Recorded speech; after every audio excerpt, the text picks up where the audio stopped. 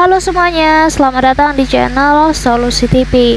Oke, di video kali ini saya akan coba bagikan tutorial bagaimana cara menonaktifkan reset data pabrik secara otomatis di semua merek HP Samsung. Sebelum lanjut ke tutorialnya, jangan lupa di subscribe dan nyalakan lonceng notifikasinya agar kalian tidak tertinggal video-video terupdate dan juga terbaru dari channel ini. Oke, langsung aja kita masuk ke videonya. Jadi selain video ini, teman-teman juga bisa tonton ya video saya lainnya, yaitu tutorial bagaimana cara mengaktifkan kata sandi hotspot satu kali di HP Samsung.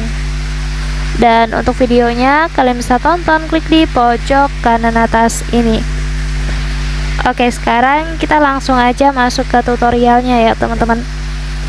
Jadi untuk kalian pengguna Samsung apapun itu ya, Samsung tipe apapun, untuk kalian yang mungkin merasa tidak nyaman dengan aktifnya fitur reset pabrik otomatis, kalian bisa matikan aja fiturnya ya teman-teman.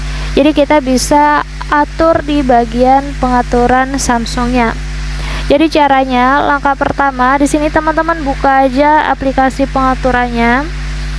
Kemudian nanti di pengaturan kita scroll aja ke bawah, kita pilih di bagian kunci layar teman-teman.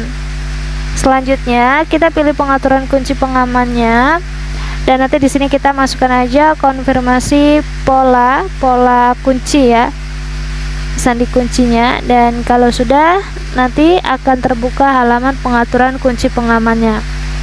Nah, di bagian ini kalian pilih aja yang reset pabrik otomatisnya ini teman-teman. Untuk menonaktifkannya, kita cukup matikan aja tombol yang ada di sebelah ini ya. Kalau sudah seperti ini artinya sudah nonaktif fiturnya ya teman-teman.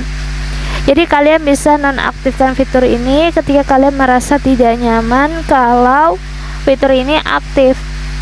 Karena kalau perangkat yang terreset, nantinya semua file dan juga data yang ada di HP Samsung kalian itu akan dihapus ya teman-teman, termasuk foto, video, aplikasi, dan juga data lainnya. Dan mungkin kalian ya mungkin belum melakukan backup data penting sebelum reset terjadi, jadi kalian bisa nonaktifkan aja fiturnya ya untuk jaga-jaga. Mungkin cukup untuk tutorialnya, semoga bermanfaat. Selamat mencoba.